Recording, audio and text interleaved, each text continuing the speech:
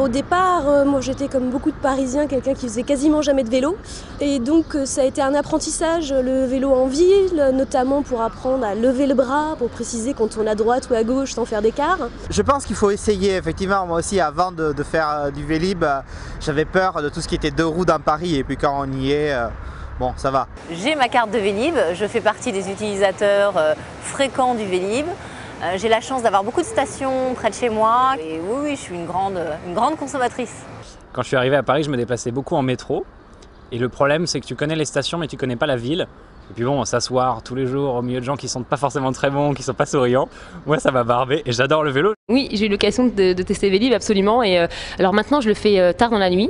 Et avec ce beau temps en plus, c'est super agréable. Ça permet aussi de voir des petits coins dans Paris qu'on n'a pas l'habitude de voir quand on est en voiture ou en métro. Donc oui, je pars parfois dans de grandes balades à vélo. Nous on se déplace qu'en Vélib quasiment, le métro quand vraiment il faut traverser Paris, mais sinon c'est que le Vélib, on passe notre vie sur le Vélib. Ce qui est génial, c'est qu'à chaque fois que tu te balades, tu découvres un truc différent parce qu'on a une architecture folle à Paris. Et puis c'est quelque chose d'écologique et à la fois d'économique parce que je trouve que c'est vraiment pas excessif et ça vaut vraiment le coup. Bon, déjà, le Vélib, c'est style, hein. C'est très original. L'avantage, c'est qu'on fait du sport, on se déplace très vite. À l'air libre, c'est beaucoup plus écologique. Il n'y a que des avantages, hein. Ça ne coûte pas cher. J'ai plein d'amis qui utilisent les Vélib. C'est quelque chose que je conseille aux Miss, mais aux femmes en général, parce que ça permet de garder la forme, de faire un petit geste pour l'environnement, puisque on est dans une ville où se côtoient justement beaucoup d'automobilistes et au moins on pollue pas en Vélib.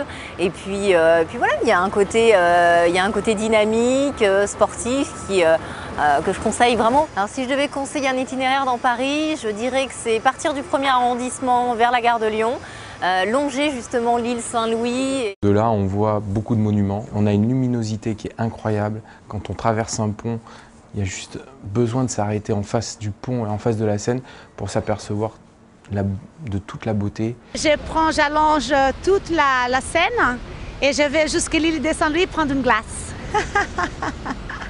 Et Paris m'émerveille encore après 20 ans. Moi, ce que j'aime au contraire, c'est de partir de chez moi.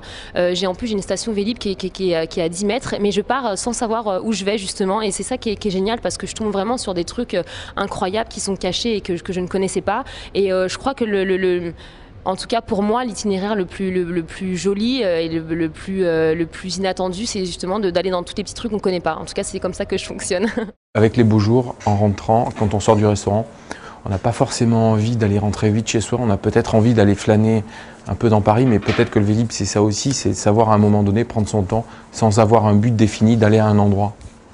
Mais mon itinéraire préféré, ça resterait quand même les quais, surtout quand ils sont fermés à la circulation, les abords du canal Saint-Martin, quand le dimanche Paris respire. D'abord parce que évidemment, comme tout le monde, c'est extrêmement agréable, mais aussi parce que je trouve que c'est ce qui nous permet d'avoir un peu une vision de ce que pourrait être le Paris de demain, avec beaucoup plus de vélos, beaucoup plus de piétons, beaucoup plus de trottinettes et de rollers, et un petit peu moins de voitures peut-être, et je pense que ce serait plutôt une bonne chose.